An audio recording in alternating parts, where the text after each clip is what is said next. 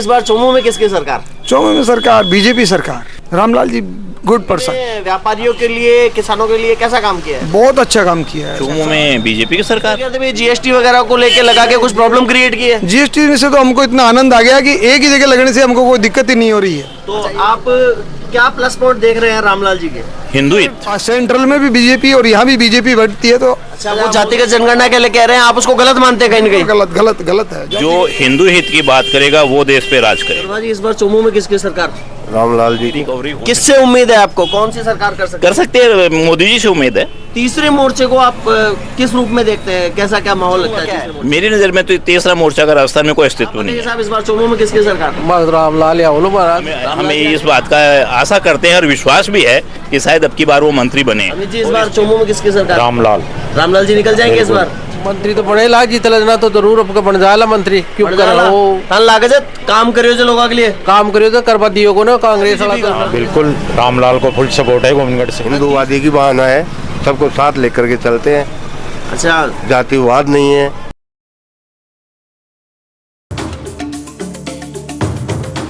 ऐसा शुभ नाम आपका? सीताराम गुप्ता। हाँ, तो गुप्ता जी, इस बार चोमू में किसकी सरकार? चोमू में सरकार बीजेपी सरकार। चोमू में बीजेपी की सरकार आपको लग रही है? बिल्कुल, रामलाल जी? रामलाल जी बिल्कुल पक्का। अच्छा, जैसे कि अभी एक कांग्रेस सरकार है, वो आरोप ये लगाती है कि व्यापारी वर्ग जो है वो बीजेपी से कहीं नाराज है। वास्तविकता क्या है? नहीं, ऐसी कोई बात नहीं है, नाराजी तो कोई बात नहीं। तो आप खुद एक व्यापारी, एक प्रतिष्ठान यहाँ पे लेके बैठे हैं, आपको क्या लगता है बीजेपी ने व्यापारियों के लिए, किसानों के लिए कैसा काम किया है? बहुत अच्छा काम किया है। अच्छा, सराहनीय काम है, बिल्कुल बहुत अच्छा सराहनीय। मतलब संतुष्ट है? संतुष्ट है। तो राहुल गांधी जी तो कहते हैं जीएसटी वगैरह को लेके लगा के कुछ प्रॉब्लम क्रिएट की है। जीएसटी से तो हमको इतना आनंद आ गया कि एक ही जगह लगने से हमको कोई दिक्कत ही नहीं हो रही है। अच्छा, एक ही जगह? हाँ, पहले कच्ची पर्चे देते थे, अब बिल को बाकायदा बिल दे रहे हैं। अच्छा, बिल जहाँ भी मतलब कहीं ना कहीं आपको लगता है कि जो है ये जीएसटी वाला सिस्टम जो लगाया गया है और जो बात कह रहे हैं, जो प्रचार कर रहे हैं जीएसटी को लेकर, वो कहीं ना कहीं गलत है? नहीं नहीं नहीं, वो तो गलत है ही, बिल्कुल प्रचार तो गलत है। बाकी जीएसटी एकदम सही ढंग से चल रहा है काम। सही ढंग से पहले पर्चियों में काम आता था, अब बिल्कुल बिलिंग से हो रहा है सब काम। बिलिंग से हो रहा है? जी बिल्कुल। तो आपको लग रहा है इससे गवर्नमेंट का टैक्स कलेक्शन भी बढ़ा है? बढ़ा है और देश तरक्की भी इसी वजह से कर रहा है।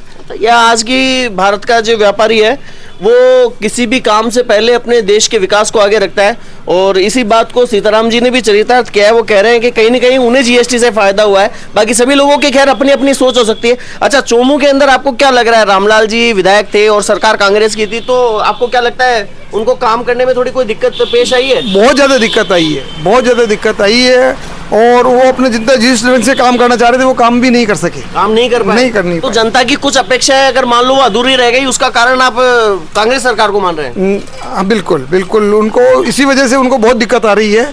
और अब बीजेपी, सेंट्रल में भी बीजेपी और यहाँ भी बीजेपी बढ़ती है। तो अच्छा, मोदी जी आए थे, डबल इंजन वाली बात आप दोहरा रहे हो अपनी तरफ से भी, डबल इंजन होना चाहिए? बिल्कुल बिल्कुल होना चाहिए, बिल्कुल पक्की बात है। अच्छा, ये भी जानकारी आपसे चाहूंगा कि यहाँ पे तीसरे मोर्चे की संभावनाओं को कैसे क्या देखते हो? वो जातिगत हिसाब से जो काम कर रहे हैं वो थोड़ा गलत है, जातिगत नहीं होना चाहिए। कांग्रेस का ये राय थी कि भाई चलो जातिगत जनगणना भी करो, उसका कारण भी यही था नहीं करवाने का कि जाति को प्रोत्साहन नहीं देना चाहिए। अच्छा, वो जातिगत जनगणना के लिए कह रहे हैं, आप उसको गलत मानते हैं? कहीं ना कहीं गलत गलत गलत है, जातिगत जनगणना नहीं होनी। राजनीतिक हलकों में बात चलती है कि कहीं ना कहीं राजनीति के अंदर जातिवाद का काट है हिंदुत्व, और हिंदुत्व की काट है जातिवाद।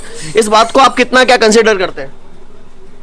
देखो, जातिवाद होना ही नहीं चाहिए, अच्छे लोगों की होनी चाहिए सरकार, अच्छे लोगों की सरकार, भले किसी भी जाति से। आपको क्या लगता है चोमू में अच्छा कौन है और कौन आ रहा है? Ramlal ji good person. आपको लग रहा है आ जाएंगे इस बार? बिल्कुल आएंगे आएंगे। हाँ जी अंकल जी, नमस्कार। नमस्कार जी। शुभ नाम जी आपका? हरिद्वार सिंह गोदिया। सर, आपसे जानना चाहेंगे इस बार चोमू में किसकी सरकार? चोमू में बीजेपी की सरकार। बीजेपी की सरकार। अच्छा, बीजेपी के प्रत्याशी रामलाल जी शर्मा। रामलाल जी शर्मा। तो आप क्या प्लस पॉइंट देख रहे हैं रामलाल जी के? हिंदुत्व। हिंदू हित। जो हिंदू हित की बात करेगा वो देश पे राज करेगा। हिंदुत्व के लिए पुराना स्लोगन है आरएसएस का। पुराना स्लोगन नहीं है, ये हमेशा चलने वाला है, सनातन है ये स्लोगन।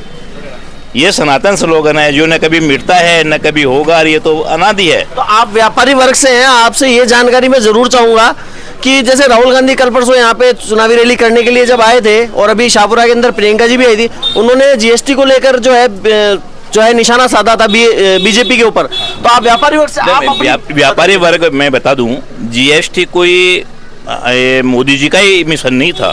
इसके पूर्व जो कांग्रेस सरकार थी उन्होंने भी ये प्रस्ताव लिया था कि पूरे देश में समान टैक्स होना चाहिए, और जीएसटी जो है वो एक समान टैक्स है पूरे देश में। आप राजस्थान में जो चीज़ लोगे वो गुजरात में वही भाव मिलेगी, जो हरियाणा में लोगे वो भी मिलेगी।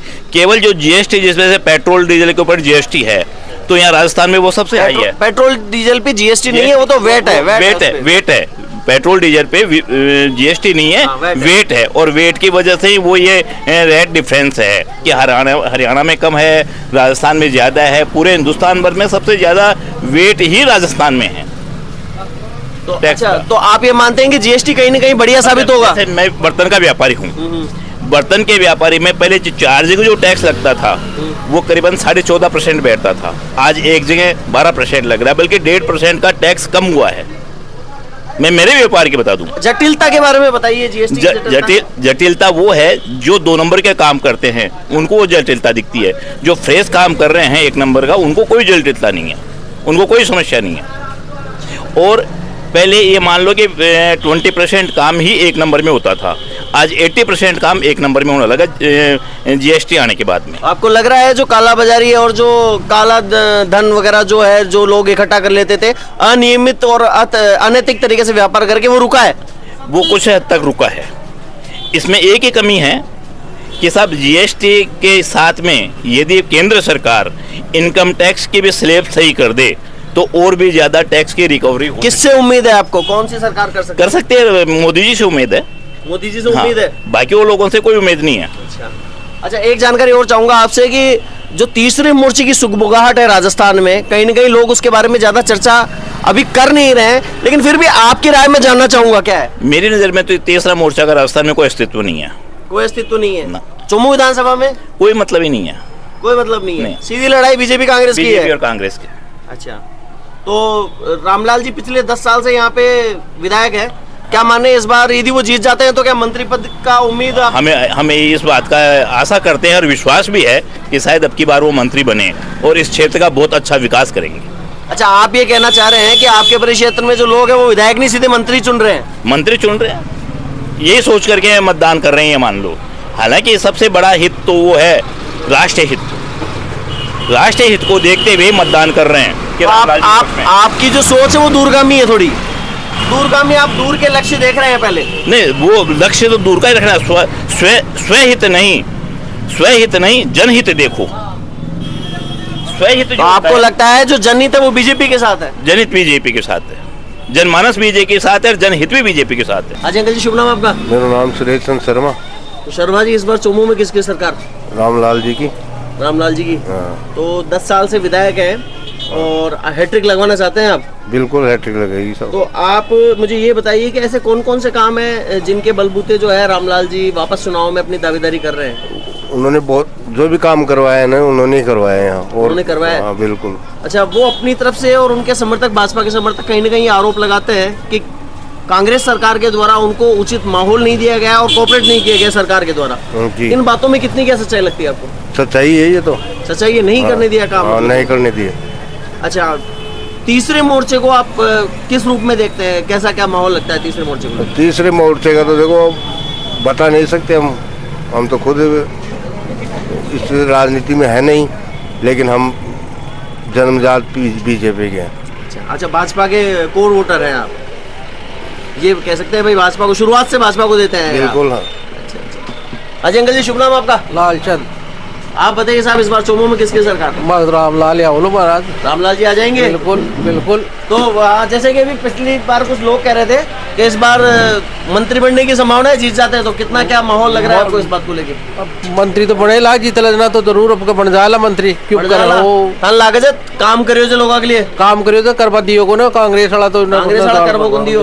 आपको लग रहा है भाई कहीं ना कहीं उनको मतलब जो है उतना कोऑपरेशन नहीं मिला? अजी बिना मतलब का मारे जब कोई काम बड़े को भी उद्घाटन कर रहा था, मर्दी जबकि बड़े को कोई काम भी को उद्घाटन कर रहा था। आप ये कहना चाह रहे हैं भाई कांग्रेस के नेताओं के द्वारा श्रेय लेने की राजनीति की गई? हाँ। हाँ जी, आपका शुभ नाम सर? मेरा नाम अमित। अमित जी, इस बार चुमू में किसकी सरकार? रामलाल। रामलाल जी निकल जाएंगे इस बार? गोविंदगढ़ हमेशा से गढ़ बताया जाता है बीजेपी का। हाँ, बिल्कुल, रामलाल को फुल सपोर्ट है गोविंदगढ़ से। तीसरे मोर्चे की सुगबुगाहट को आप कैसे देखते हो? आसपास में कोई नहीं है सर, रामलाल कोई नहीं है आसपास में। सबसे बड़ी बात और इनकी भावना उनमें हिंदूवादी की भावना है, सबको साथ लेकर के चलते हैं, अच्छा, जातिवाद नहीं है। जातिवाद नहीं है, हिंदुत्व की जो एक भावना है उसको साथ लेके चलते हैं, और ये पॉजिटिव रहेगा उनके लिए, पॉजिटिव है, आप ये मान रहे हैं। सभी के लिए है। अच्छा, सभी ये पार्टी आपकी में। दुकान पान की दुकान है, यहाँ पे जमघट लगता रहता है लोगों का।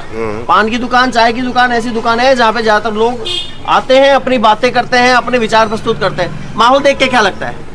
माहौल देख के तो अब क्या बताया जाए इसका, फिर भी ठीक लगता है माहौल। रामलाल जी निकल जाएंगे हाँ, बिल्कुल। माहौल के अकॉर्डिंग। ओह, चलिए ठीक है अंकल जी।